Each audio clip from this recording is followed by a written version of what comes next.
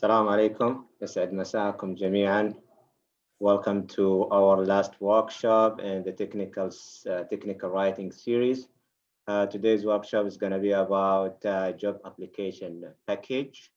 Dr. Mansour is going to present today's workshop. Thank you, Dr. Mansour, for taking the lead, and thank you all for attending the workshop. So, Dr. Mansour, the floor is yours. You may start now. Right. Thank you. Thank you so much. And I appreciate that I've got this opportunity. So let's start. Assalamu alaikum wa rahmatullahi wa barakatuh. And good evening, everyone. So I'm sure all are fine. So let's start. So let me give you my brief introduction first. So this is me. And I've got some experience in teaching, as I've been teaching here. This is my qualification, and now while I was working on this job application package, this topic I was exploring, so I came across a meme. We are living in a particular period of memes and trolls and things like that. So I really found it interesting. So I thought that I should share it with you as well. So let's look at this. And I don't know, how will you comment on that? Can the participants talk, or will they write in chat? So whatever is convenient. So, but I need your comments on this.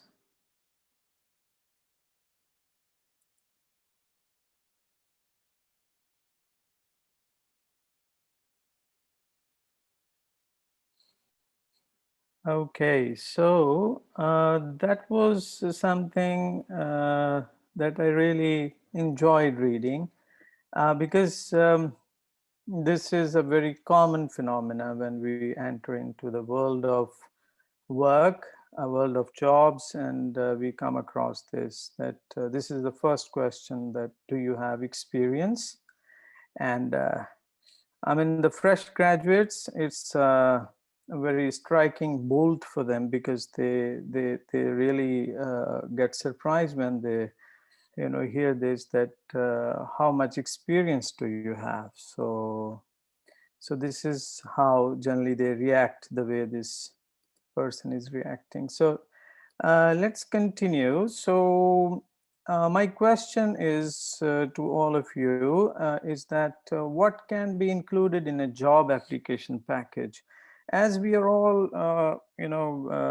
professionals, and we are working in various capacities in different organizations, or maybe one organization, that is King Abdulaziz University. So we have been through this process of applying for a job, and then getting recruited, and then all that stuff. So what comes in your mind when you look at job application package? What could be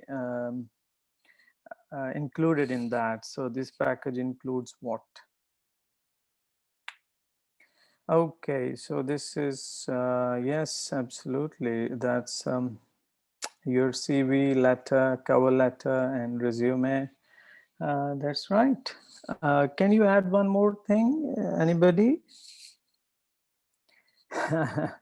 Experience also, education. Right. So yeah, certificates, responsibilities. Okay. So okay. Yeah, that's great. Recommendations. Absolutely. That's very important. So we will look at here. First, we will look at the employment search. When we start searching a job, that is the first thing that we come across after finishing our education, or the university or whatever we have done. So we come to the world of work, and that is the first step. So what do you think, what is the first step when we enter into the world of work? That could be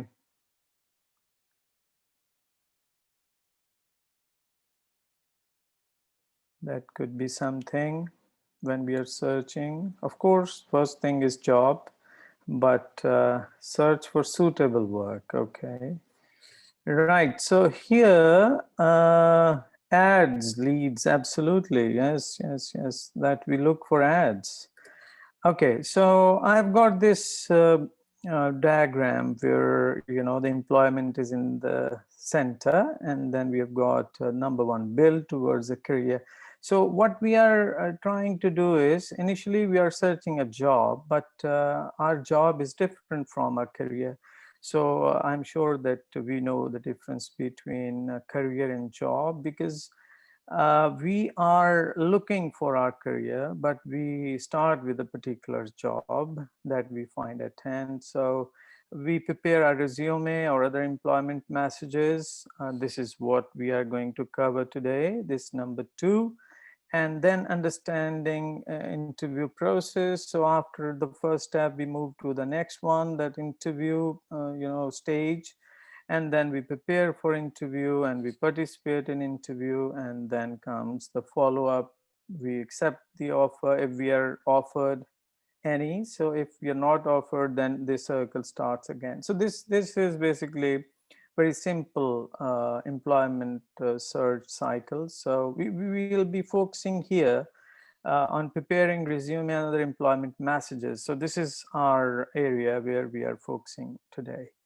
Right. So what can be included in job application package? So we will have, the first thing is, as you said, resume, and then the second thing is cover letter. Absolutely, most of you were right. And then the last thing is basically a request for reference letter.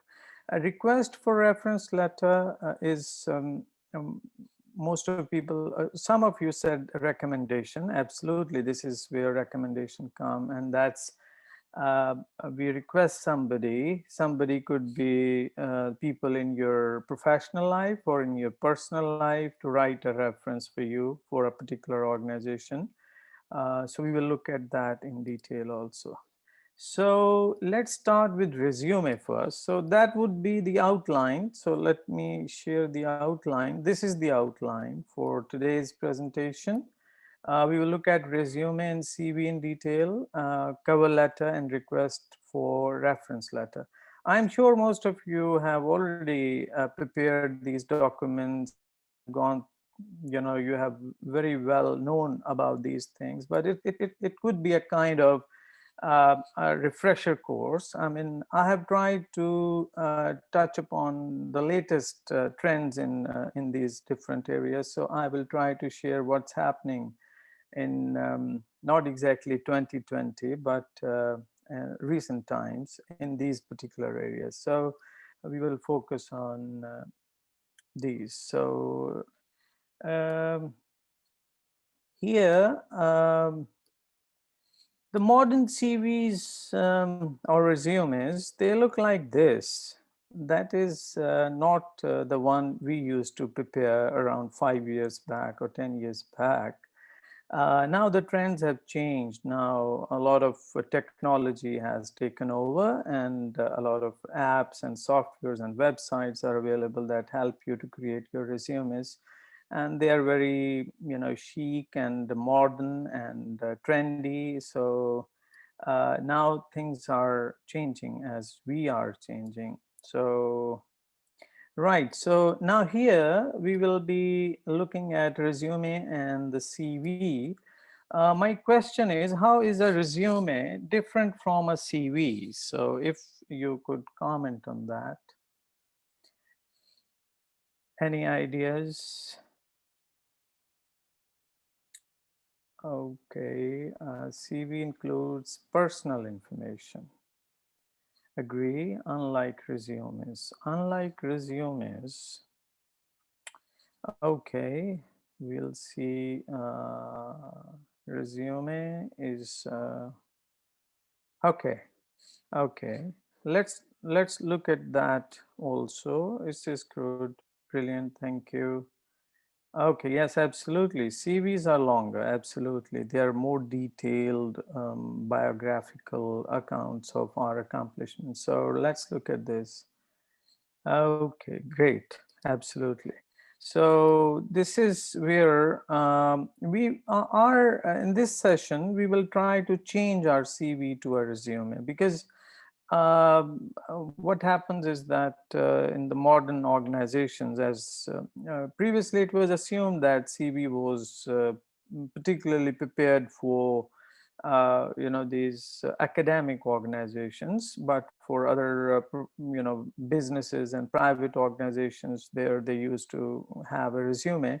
But now the trend has changed. Like CVs are almost obsolete with the passage of time. Now people, they prefer resumes because uh, due to the the competition and the lack of time, and so they want that they could get a very brief sketch of your accomplishments in your resume. So that's more trendy nowadays. Absolutely, that's right.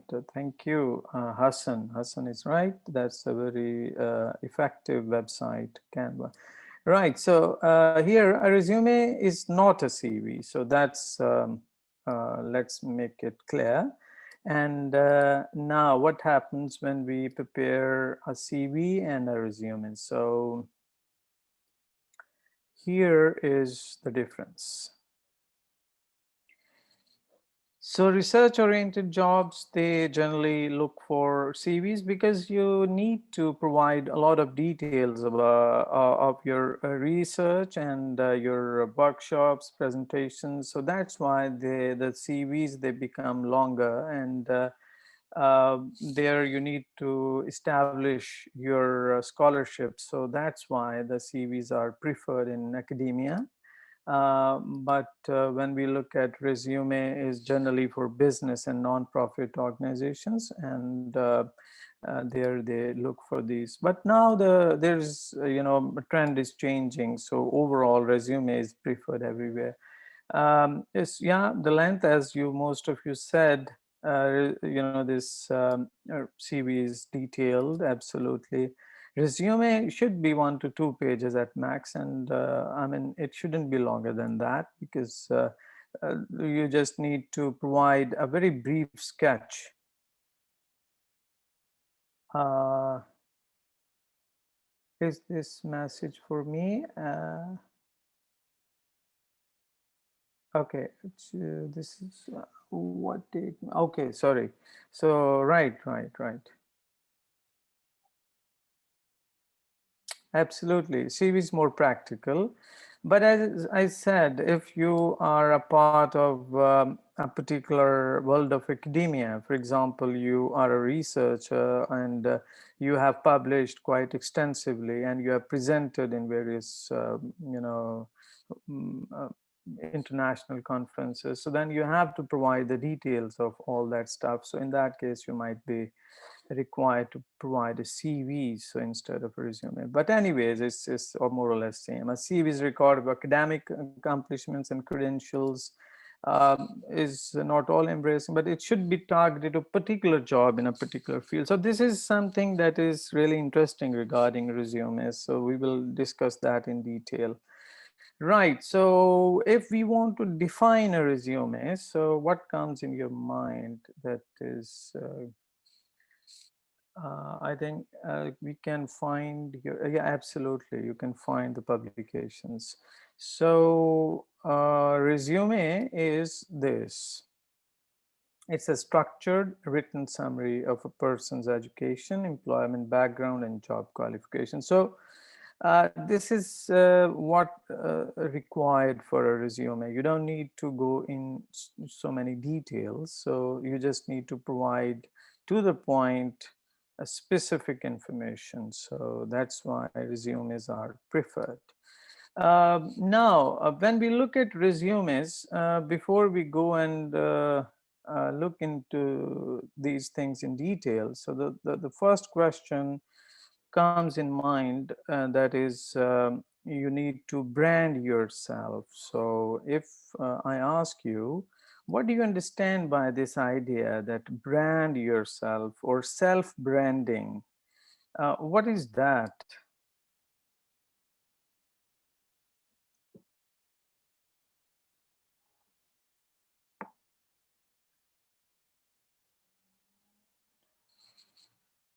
I think you will say something, and I have to cover quite stuff. Sure. Okay. Uh, okay. Right. Actually, in this postmodern world in which we are living, so branding is has become very important, and knowingly or unknowingly, explicitly or implicitly, we brand ourselves, in everyday life as well. We brand ourselves means that we are showing ourselves in a particular way at different platforms. So CV is a kind of document that is carrying you as a brand. So you need to understand that how do we brand something. So because this is how we will understand how to present ourselves on paper so that we can provide maximum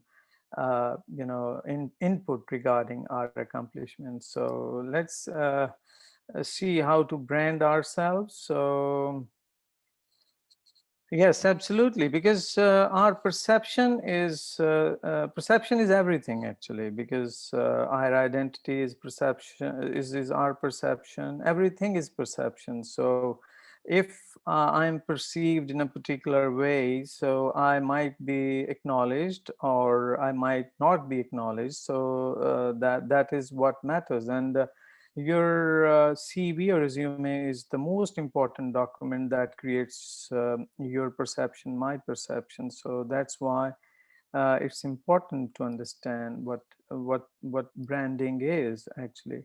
Your employment portfolio, your resume, your projects, videos, etc. They are a part of your brand. Your resume is a part of your brand. The projects you have done, they are also contributing. Videos that you have made, for example, being teachers, sometimes we video ourselves, so see that how do we teach, or we might have to provide these videos to certain organizations or universities where they demand our videos where we are teaching, so they could see how do we teach. So that's a part of our brand. So social media posts and images are a part of our brand. We brand ourselves a lot there. The selfies we take and various pictures that we post on social media provide a lot of information about ourselves. So the social media presence is also part of our brand, our self branding. So look at this on LinkedIn and Facebook pages, or our business cards. They provide a lot of information. How do we show ourselves on these platforms? So that matters a lot, at the end of the day, because we can assume that these things are just for ourselves, but that's not the case. Because a lot of organizations, when they are hiring professionals, so they also see people how they present themselves on social media, because your presence on social media has a huge impact on your professional life.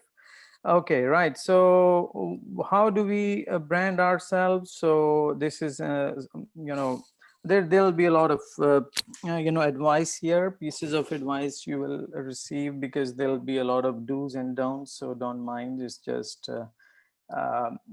summarizing all the information that I've collected. Don't let minor mistakes knock you out of the contention. So what happens is that when we prepare our CV, so very minute, small mistakes, they have a very huge impact on our professional perception that we are about to create. So if we are not taking care of these small minor mistakes, and they pop up and they become so huge, so all our accomplishments, they go in background, and these small minor mistakes, they are highlighted. So that's what a small minor mistake can kick us out of a particular competition. And you know, the competition is quite high in recent times. Right, so it's important to check errors for inconsistencies. So that's very important. And now for writing resumes, we'll be following three-step procedure that I will just share with you. So these are very common sense procedure. Most of us know, but we'll be just refreshing our memory here. So the first thing we'll be discussing is planning. Planning is extremely important because planning will determine what would be the outcome or the final product. So the second thing would be the process itself, writing, and the third would be completing. Completing is very significant process because that is where CVs will travel to various destinations. So let's start with planning. Planning we will look at and see what do we have in planning. In planning, we will discuss these ideas. That first thing is analyze our situation. Analyze our situation, and we will discuss in detail. Then gather information. Information can be about us. I should know about myself, and then select the right medium. So that's very important, that how will I present my resume and organize the information. So these are the topics we'll look into. The first thing is analyze the situation. So if we look at that, so know that the purpose of your resume is not an interview. It's is sorry, to get an interview, not to get a job. Now this is something that is quite misleading sometimes. When we are preparing a particular resume, we assume that we are going to get a job. Actually, our effort, our focus should be for an interview. If I can get an interview, then I might prepare myself for an interview, and that's altogether a different area where we need to, uh, take care of so many things, and then it's possible we can get a job. So focus should be on interview. Second, research. We need to do some research, target organizations, so they are what they are looking for. For example, if we look into King Abdulaziz University, so if you're applying for King Abdulaziz University or English Language Institute, so you should know what are the criteria that they are looking for, and what are their needs actually. So that research is very important. And then it's very important that to learn about the individuals who may be reading your resume. So in some cases it's possible, in some other cases it might not be possible. But if you get a chance and get the information about the people who will be reading your resume, it will help you a lot, because then you can prepare your resume according to the individual who might be reading. So social media may help. So if you know that somebody ABC is going to read your resume, so that would provide a lot of help in preparing this particular kind of message. So second thing that is important, gather pertinent information. So in that, know thyself. Socrates said once, the old man. But know thyself is very sometimes scary thing, because we don't want to know ourselves. So but for preparing your CV, preparing your professional documents, it's important that we should know what are our strengths and what are our weaknesses. We need to understand these things, and they are very important. Our personal history, I recommend, and most of the experts, they recommend that we should write all our history chronologically, according to the time we have achieved certain things on a piece of paper. It helps a lot. And then specific dates, duties, accomplishments, they should be noted down. And then Relevant educational experience, formal degrees, skill certificates, academic awards, scholarships, these things are very important because we need to put them in our CV. This is really important, volunteer activities, because some organizations, they particularly focus on our volunteer work. Particularly the fresh graduates, it's very important for them that they have done some volunteer work in their lives, because this is what the experience they have.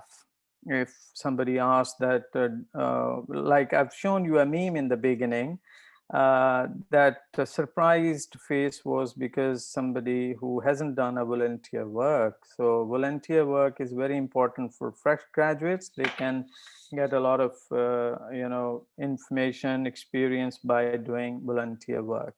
Now, presentation, workshops, if done, research, publications. So this is basically what we need to do some research. So if we want to know ourselves, so I just plan a small activity here. So that task is choose 5 defining qualities of yourself. This be honest. So these are the qualities I have gathered. I want you to choose 5 qualities that you think you have. I'll give you 1 minute. So your time starts now.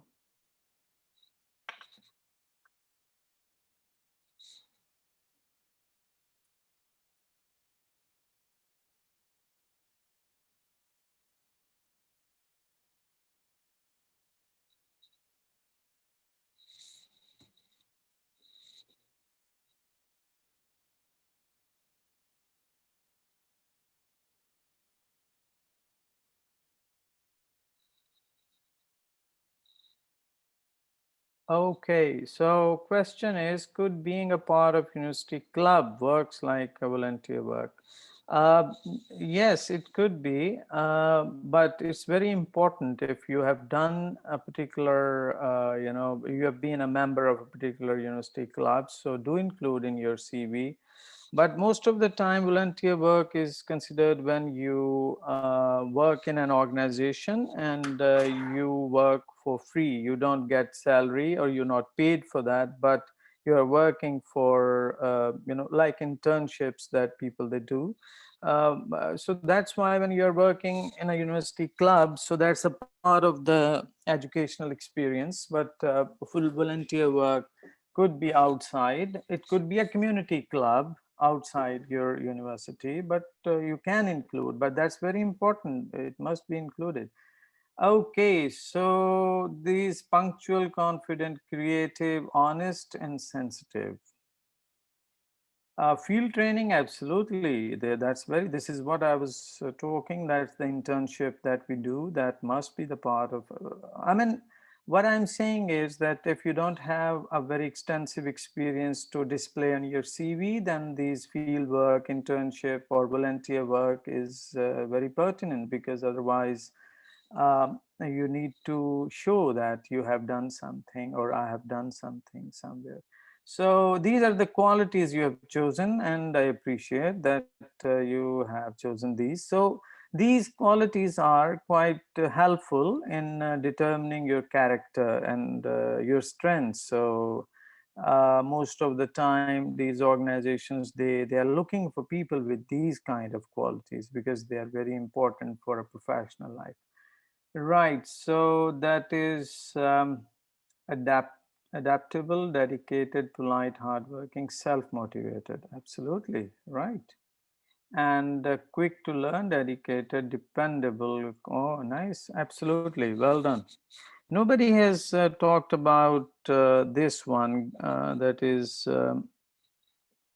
good at managing others and good team member, because good team member is something that is quite demanded in the modern times. Well, anyways, great, well done. So now the next thing that we'll look at is the select the best medium. So best medium could be a paper resume. That is the most common way of preparing a resume. Scannable electronic plain text we can prepare. That could be a PDF, yes, and then online version is the most common nowadays. PDF is also quite common because most of the organizations, they ask that you should send a PDF, and then these are the most common ones. And this is something really interesting. Consider using PowerPoint and video your e-portfolio. Nowadays, the modern trend is people are preparing their e-portfolios. So what do they do is that they on a particular drive, they put all their data. Some people, they make these kind of links. They put their YouTube videos and they put their links on that, so that somebody who is going to recruit them, they can go and watch them teaching or watch them working or watch them speaking. So that's how they for example, if they have done some presentations, so they will put a link for those presentations in that particular e-portfolio, and they will share the link with the recruiters. So this is how they present themselves. So that's a modern trend now. Well, anyways, organize the information. That is the next thing, that we can organize information chronologically in a resume. That's a type of resume. We might make a functional resume, or we might make a combination resume. So there are three very commonly used resumes in recent times. Now, which one will you prepare? It depends on your background and your goals. So what are your goals? So we will look at that in detail. So the first thing is chronological resumes. This is the most common form, most common approach that is used in making resumes. So what do we do in chronological resumes? We put the work experience section in the beginning. So that dominates, because you want to show your experience, that this is your strong area. Now, when I said that it depends on your goals and your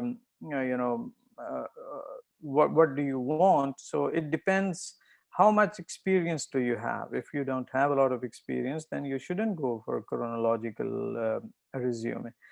So effective if you have a strong employment history. And then next one is new graduates can put their educational qualification before work experience. So if you are preparing a chronological resume, so instead of work experience, they can put their education. So use reverse chronological order. What do we mean by reverse chronological order? We mean that start from the most recent one to the older, that experiences and qualifications. So the most recent one first. Right. So look at this. This is a sample resume. This is, you can see the name and address. I just want you to comment on this section. This is the beginning. This is the first section. And what do you see? Is it okay, or is there anything that you think is not okay?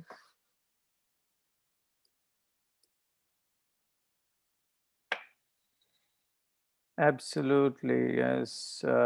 There's a problem with I. Good observation. Okay, right. So, and doesn't start with action verbs. Brilliant, absolutely. Agree. Right. So if we look at here, these are some observations on this particular resume. In the beginning, if you look at that, lack of introductory statement. There should be a statement, your career objectives, your goals, what do you want to do in future. And information is presented chronologically, but the way it is presented, that is really problematic. So that's not a good layout actually for this. And this body exhibits several problems. That's not audience centered. I mean, when we are we made a list of bulleted list we have provided, but we haven't organized the information into different categories. So where one category starts and where the other finishes, we don't get a clear idea on this. And the writer fails to highlight skills and attributes that will be valuable for the future employer. Nothing is mentioned in a clear manner. And yes, of course, I is also a problem. So okay, languages. Okay, yes, yes, absolutely. Good suggestions indeed. Okay, now chronological we have just looked at, and now we will look at functional resume. In functional resumes, we emphasize our skills and capabilities. Why? Because we don't have a lot of very extensive work history. So alternative is that we can provide our skills and abilities or capabilities considered by people with limited employment history. That's why the functional resumes are quite common for the fresh graduates, because they don't have a lot of experience, so they can highlight their skills and capabilities that they have learned or acquired during their qualifications. So now, if we look at here, what are the advantages of functional resume? Quickly, we will look at that. And advantages are, um, I mean, without reading the whole job description, employers might see what can you do for them instead of what are the requirements. So in some cases, you get attention for a particular job that might not be at hand at that particular moment, but some employers might see you somewhere else. So in that case, it could be a good idea.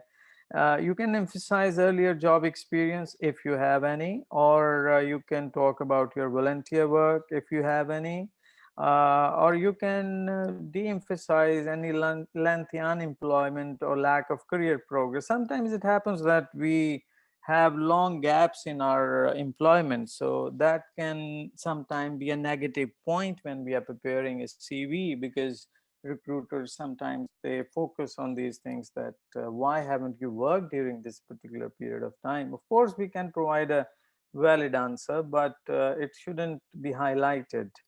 So that could be one way that you can put your skills first. And then combination resume is the mix of these two, and that you can focus on skills and job history, and that can be the combination. It can focus on your capability despite lack of long employment history. So if you don't have a long, employment history, still you can combine these two things. Now here I've got a sample. So in this sample, you can see that event coordination skills and capabilities are given in the beginning. Special event experience is given second, and then education and the rest. So this could be one way of showing what do we mean by combination, resume. So number two is writing stage. That was the planning. So what we have done so far is that we have seen that how to plan, that we need to gather some information. We need to put that information on paper in terms of notes, and then uh, after that we can also, what should we use instead of I? Yeah, so instead of I, you should use a verb. You should start, look at this here: plan, develop, manage, coordinate, establish, create, negotiate. So I makes it very redundant, and it gives the idea that you are trying to show your importance, maybe, because the repetition of I doesn't look nice anywhere. Right. So the writing process includes certain steps. So the first would be adapt to your audience. Adapt to your audience mean that you should understand that who will be reading your resume, because resume is audience specific. You can't write a general to whom it may concern type of resume. No, it should be targeted. It should be job specific. It should be organization specific. Yes. Compose the message, that's important. So let's look at writing a resume. So the most important document you will ever write in your life is your resume. So don't take it light. It's very important, and it needs a lot of hard work and hard thinking on your part. So treat it with respect it deserves. It means that avoid making mistakes, minor errors, punctuation mistakes, spelling, things like that. So yes, plenty of time is required to at the planning stage. Good models are available online, so you can find unlimited number of samples, so you can choose any one that you feel good. And then experts, they say that resume writing is more art than science, because you are presenting something on paper instead of looking into the chemistry of something. Don't get frustrated. Yes, that's one of the points. When you search online, you find conflicting information on online, so don't worry about that. It's a part of Silicon Valley, so they are doing it. So but you need to find out the information that is pertinent for you. So be honest, that's very important. Sometimes things are presented in a very exaggerated manner. We boast about our certain things, so there is no need. Honesty really pays. So adapt your audience means that you need to transfer your past accomplishments to a compelling picture of what you can do for an employer. So that's very important, because you need to convince your employer that you can be effective for their organization. So business concerns should be addressed. I mean, every organization. So that's why researching an organization is very important, because when you research an organization, you find out more about them, that what challenges they are facing, and then you put those challenges in your resume or in your CV or in your letter of application. It shows that you know what is required and what they are looking for. So when we compose our message, so draft your resume using short, crisp phrases, action verbs, as somebody said, action verbs, absolutely. Strong verbs and nouns like words you can see on the screen. So this can be a simple example: accomplished, achieved, assumed, completed, developed, compiled. So they show progress, action. They show that you are very active and you are energetic, and you have the ability to achieve certain goals. So this is very important for writing. So that's why we should avoid word I. Active statements are very important. Let me give you one example. Look at this. This is uh, according to some experts, avoid weak statements. Responsible for developing a new filing system, or I was in charge of customer complaints. It is said that it's better to say develop a new filing system that reduced paperwork by 50%. So when we add numbers quantify, and they make the statements more attractive. So it's always a good idea, if you can quantify your statements, so do so, because it's very important. And similarly, you can see the second example, resulting in a 15% increase in customer loyalty. So this is something that can be appreciated. But so weak statements, they really give a different message as compared to strong statements. Yes. Now, if you look at here, names and contact information in your CV is, of course, essential part. I'll quickly go through this part, because it's very common. Your name should be there, physical address, both permanent and temporary address, email address, Yeah, this is important. Email address, make sure it's professional, because sometimes we see people make very funny email addresses. I mean, they doesn't look professional. Professional means that your email address should have a professional look. I'll show you in some samples where you can see some, yes, absolutely formal ones. So it shouldn't be informal. So right, phone numbers, URLs. If you have a personal web page, some people they have their blogs, so you can share your blog address, or e-portfolios if you have created one. So this is very trendy nowadays. Or social media resume, if you are making. Some people they share their resumes on LinkedIn or some other professional social media website. So you might provide a link for that also. Absolutely. Now, introductory statement. After your name, what comes next is introductory statement. There you can write career objective, or you can write, your this one, qualification summary, depending. If little or no work experience in your target profession, so then it's better to write a career objective. For example, look at this: a software position in a growing company acquiring international experience. So that's enough, because this is what you are going to do in future. So qualification summary would be something like this. If you have one or more important qualifications but don't have long career history, then you can do this. 10 years of experience in commission selling, important, but don't yet have a long career history.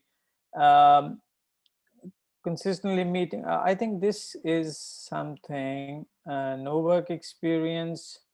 Yeah, and then you can provide a summary of qualifications that you have got. So, for example, look at the solid customer service. So you might have learned that. Okay, so education, we have got all the qualifications noted down in planning stage. Now start writing down your most recent one first.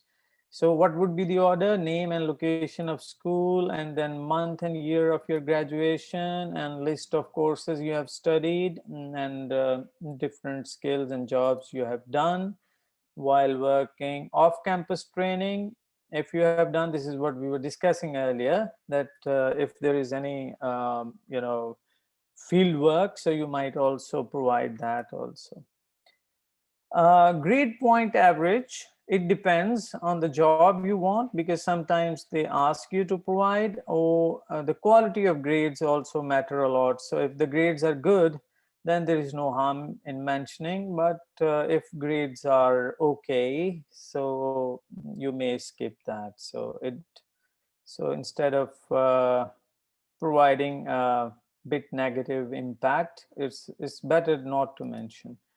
Okay, work experience, skills, and accomplishments will come next. List your jobs in reverse chronological order, include name, location, employer. If you are still working, so then you can write to present, to present. So that is basically that is still working. Facts about your skills, they are very important. Most important information you can provide is to a prospective employer is that what you have done during these jobs, the different positions you held, and what are different projects that you have done. Look at this. This could be a good example. Designed a new ad that increased sales by 9%.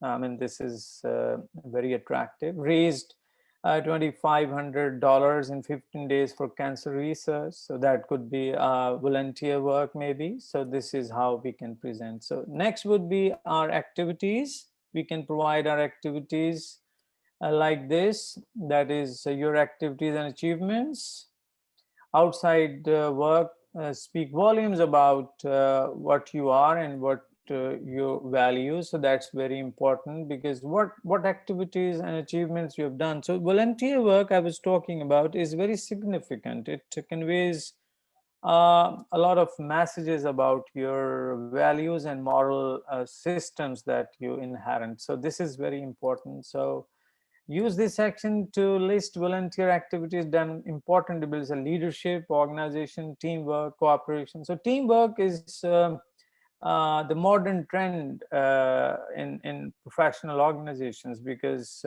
this is called that if you can work in teams, so you are a good professional, because now individuals do matter, but people, when they work in teams, so it multiplies. So that's why it's very important. Okay, emphasize career related activities. Member of a student marketing association, yes, absolutely. So that's very important. Somebody asked as well. Include your language skills, and if you participated in any athletics or any fundraising projects or academic professional organizations. So if you held an office for somewhere, so do include that also.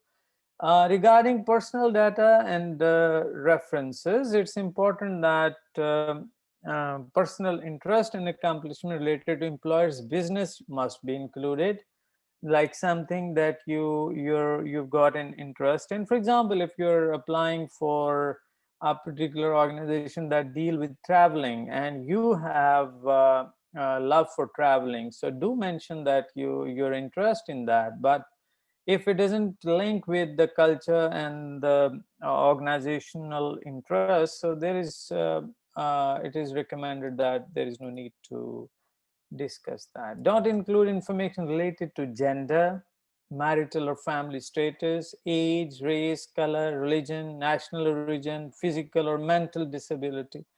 Why? Because United Nations, that rules are discouraging professional organizations to discriminate employees or potential employees on the basis of these things. So that's why professionals or the experts, they recommend that this type of information should not be included unless asked.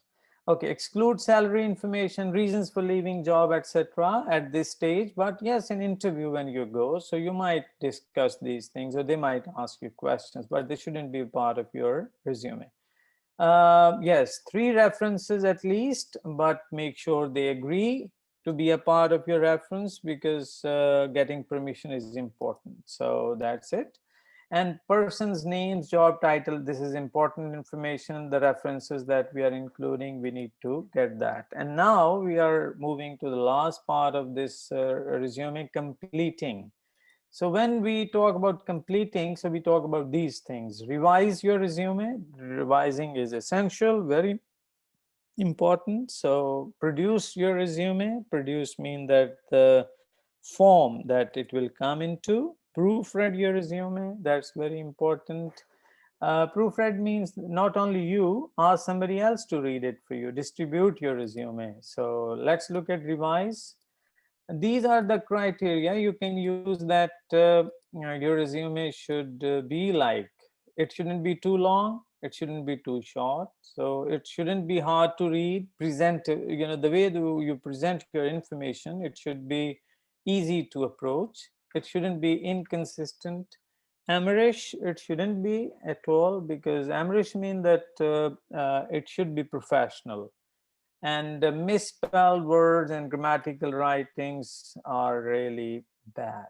Boastful, no, not at all. Gimmicky, no way. So these are the things we need to take care of. Produce your resume. So when we are going to produce, resume designs are important. They should be simple, clean, and professional. So you don't need to make it very gaudy, clever, or cute. What do I mean by this is that sometimes we feel like making flowers, or putting various colors to make it cute. So there is no need, because that gives a very a message that is not very mature. Somebody who hasn't made this CV is not mature enough, not professional in their approach.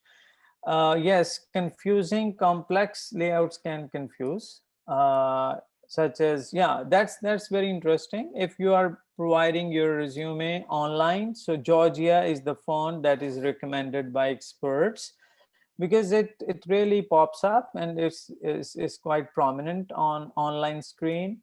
But if you are printing it, so the Time New Romans is more effective. So you can choose these. Very important subheadings and listings. So that's should be a part of resumes. So let's see how to produce it. Printed traditional resume, that is the most common one that I've been using since quite a long time. So printed scannable resumes are also important, that you could scan.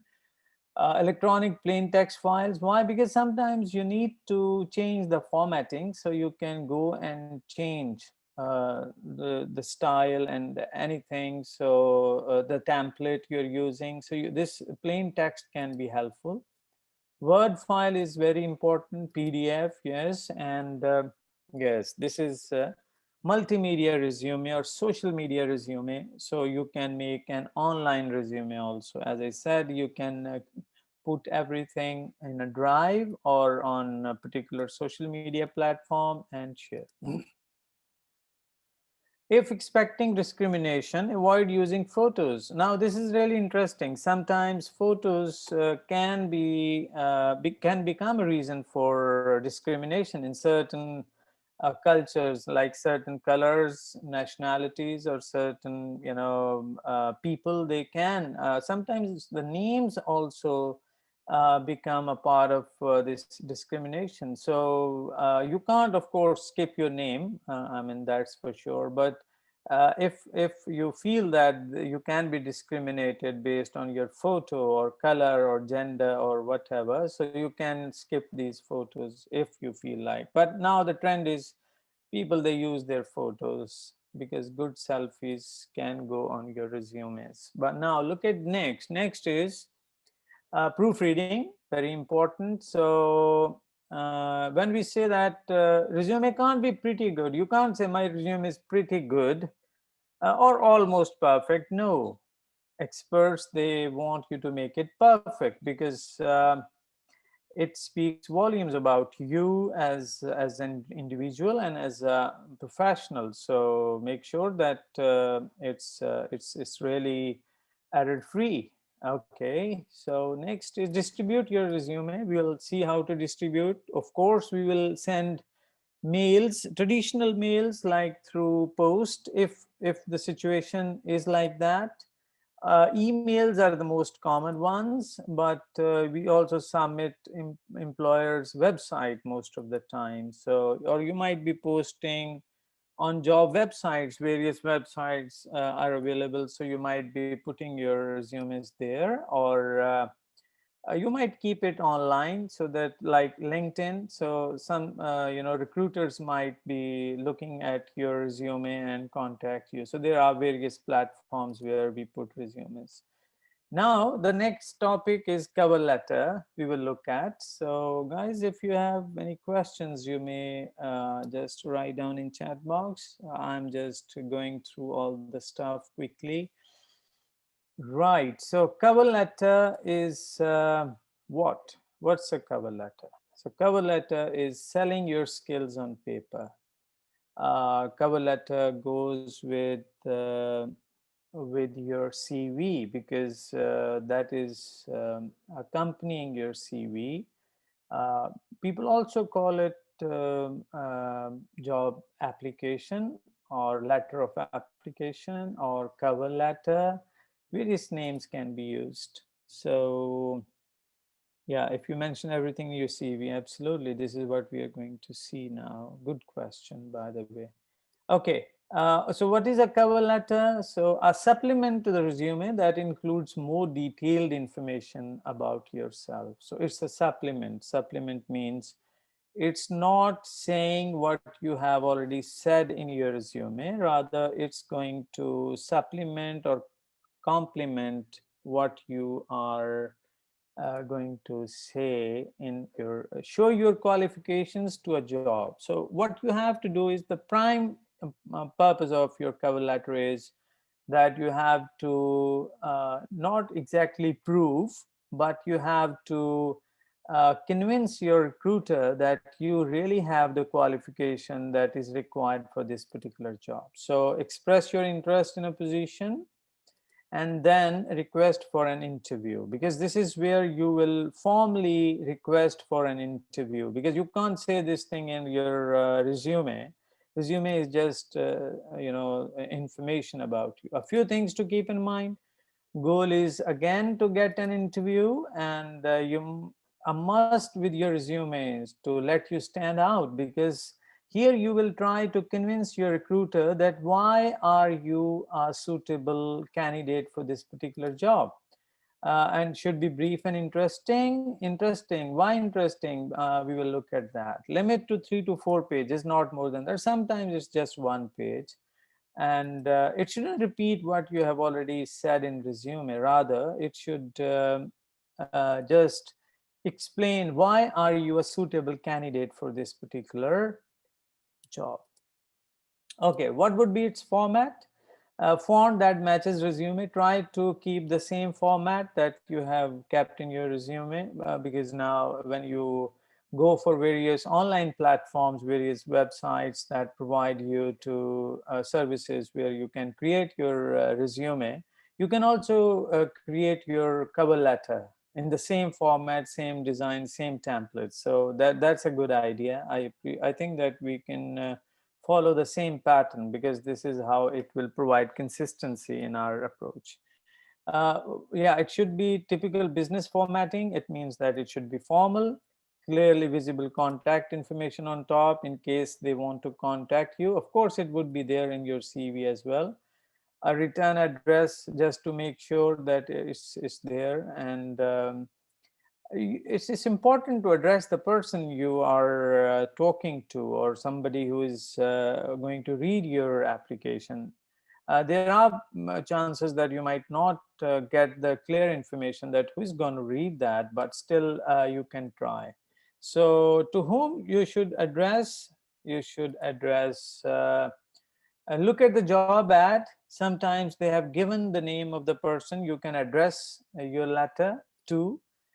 Call the company for more information in case if you can't find it. So that could be another way. You can send an email if you want to know more, or you can research the company's website and see who are recruiting, like human resource department, who are the people dealing with that, so you can get some information. It could be a part of your planning stage, or to a group hiring. So in case you can't find, so you can address to a group hiring professionals or selection committee. That could be the last option. Right, examples of headings. Now look at here. This is the professional letter headings that we generally use. Same. This is how we address these people in a formal manner. So opening paragraph, yes, grab attention. That's very important. Tell who you are. So the first sentence should be very catchy. It should grab the attention. I'll show you a sample where you can see how they have written that. So tell that who you are, and then list your reference. You heard about the job. How do you know about the job? So it's important to mention that your professor might have referred to you, or your ex-employer might have discussed that particular job. Position you are applying for, and then indicate interest in the company and highlight your main points that focus in the letter. Highlight main points mean any areas of concern for that particular organization. You can address them here, and you can tell that how can you be an effective recruitment for that particular area of concern for that particular organization. So that's the place where you try to convince your recruiter. And now these are two examples. Look at the first one. So that is one. Look at the second one.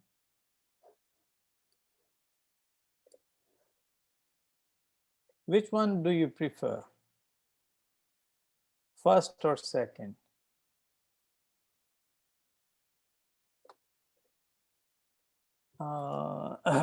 First or second? Second, absolutely. And I know you have valid reasons for that, because There are, quite convincing, languages used, increased, and then you can see I've held and I want to bring. So these are the,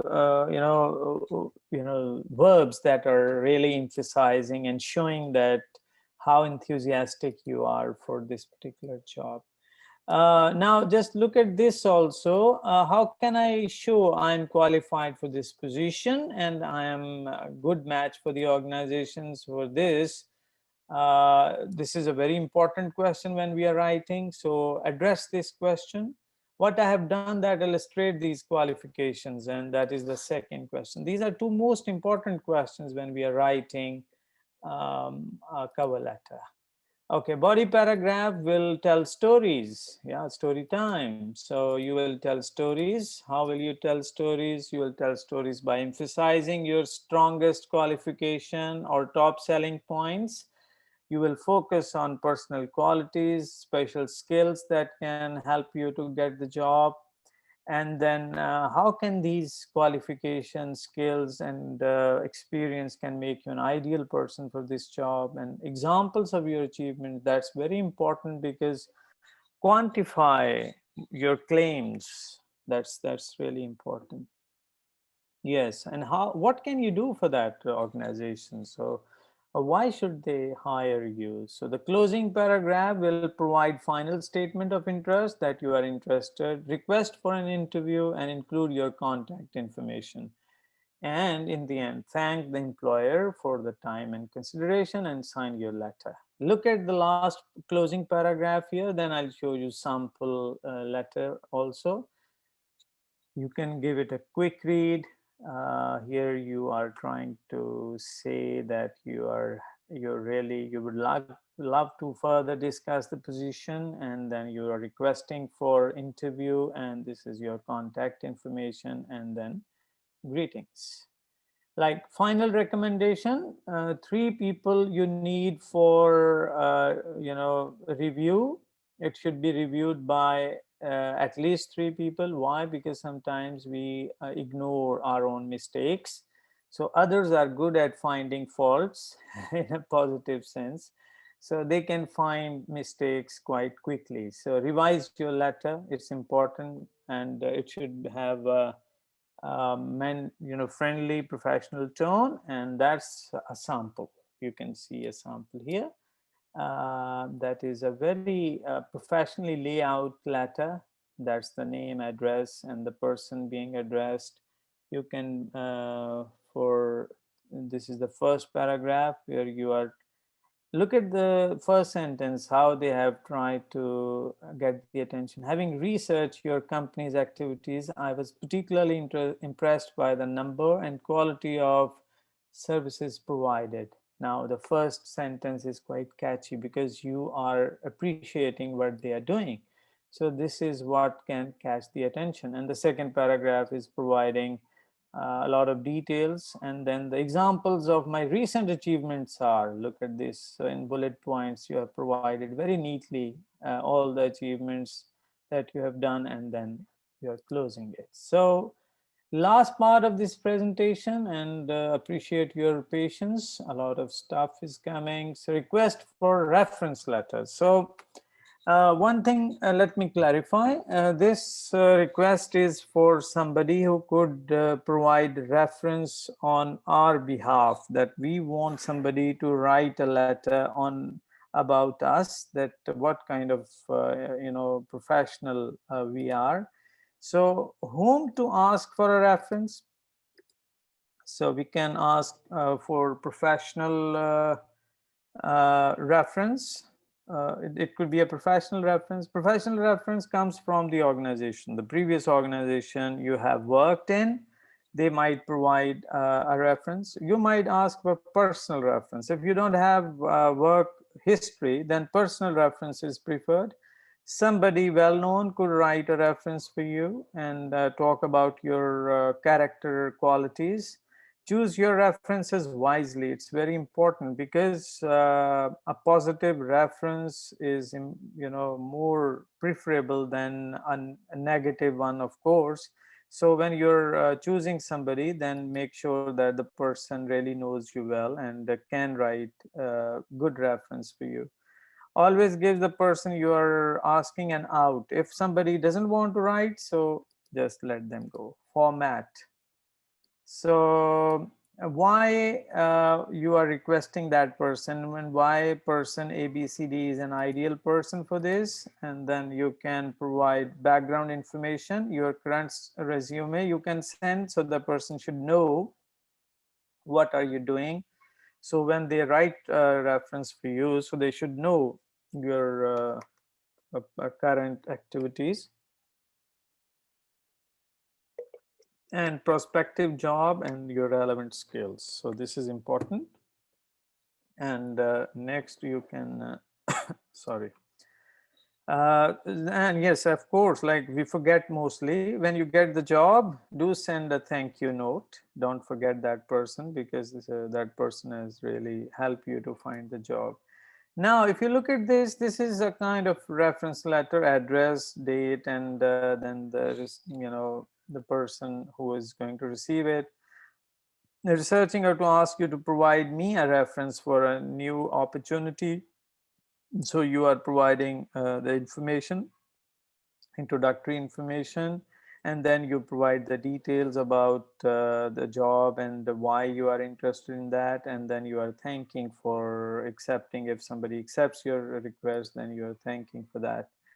Right, so these are the references, and now it's time for questions if you have any. Most of the stuff came from these two books, and I have also used this website for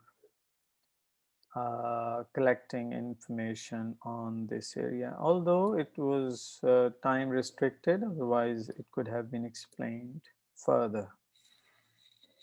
Yeah, that's from my side. Now, if you have any questions, you're welcome. All right, so thank you so much, Dr. Mansour. This is wonderful and very informative presentation workshop. We really enjoyed it. So Thank now you. I'm sharing two links here. The first one is the evaluation form. The second one is our YouTube channel. Inshallah, we will upload this workshop to our website, YouTube channel. So please complete the evaluation form. So this is the last workshop and the technical writing series. So inshallah, starting from next week, we will start a new series which is dedicated for graduate students, طلاب الدراسات العليا. So please, if you have any questions or comments you would like to ask, please raise your hand or write it in the chat. Okay, we'll see here. Nof is raising her hand. Go ahead, Nof. Okay, can you hear me? Yes. Okay, I have a question to Dr. Mansour. Yeah. First of all, thank you for your great presentation and your information. Well, I'm enjoyed it. But I have a question. If I graduated from department that related to English language, like translator or English teacher, and I'm thinking about if I write my CV or my resume in English or Arabic, if I wanted to a place, but in our Arabic country. So I write it in English only, or both Arabic and English. This is my first question. The second one is, what's better if I write my English information or my information, sorry, in English and Arabic in the same page, or each one will independent in a single page, like a page for Arabic and page for English? That's really very interesting question. Actually, the language that we use for our resume depends on the organization we are applying to, because the organization might be working only in Arabic. Their whole language of communication is Arabic. Most of the people who are dealing with recruitment, they understand Arabic well. So I would recommend, because it's not about establishing your English language through your resume, because we are trying to provide, information about ourselves. So language is important if you are using English or if you're using Arabic. So it depends on where you are applying to or what organization you are applying to. I think you should, when in your planning stage, you can conduct some research that how most of the people they send their CVs. If you find that they are sending in Arabic, so there is no harm, because the people who are dealing with recruitment, if they understand Arabic well, so I think you should go for Arabic, because your purpose is just to request them for an interview. So if that request is effectively made in your language, in Arabic language, then why not? I mean, you should go for that. But if you see the trend, for example, if people are using both the languages, then I would recommend that you should prepare two CVs, then one in Arabic, other in English. So you can send both the CVs and separate, but it shouldn't be on one page, because what I presume is that it would be quite messy, because you need to present the information in a very professional manner. So if you are merging two languages, so it might not be that presentable then. So you can go for both the languages also, but it depends where you are applying to, and you can get a lot of information when you will do some research.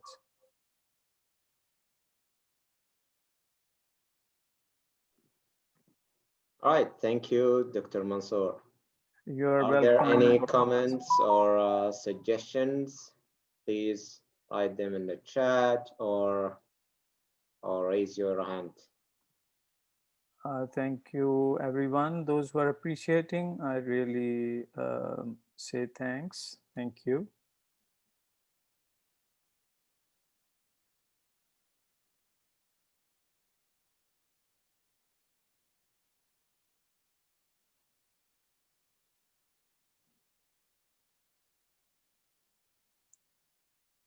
Thanks, all of you who are commenting. I really appreciate.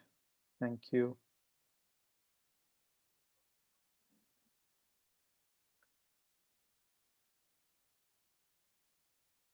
I really appreciate that you value these things.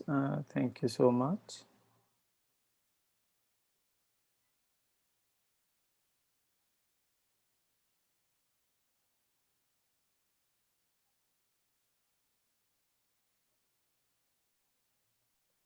All right, so I think there are no more questions. So we reached the end of today's workshop. Thank you again, Dr. Mansour. Thank This you. valuable presentation. And thank you all for attending today's workshop. And the certificates, inshallah, will be sent at the end of the semester. If you attend 80% of workshops in one series. For example, if you attend one series of a technical writing here, technical writing series, if you attend 80% of these series, of the workshops of this series, so then you will get a certificate. So in technical writing series. So that's all, I guess. So thank you again. Thank you, Dr. Mansour. Thank you all, and enjoy the rest of your night. Thank you so much. Bye bye. Assalamu alaikum wa rahmatullah.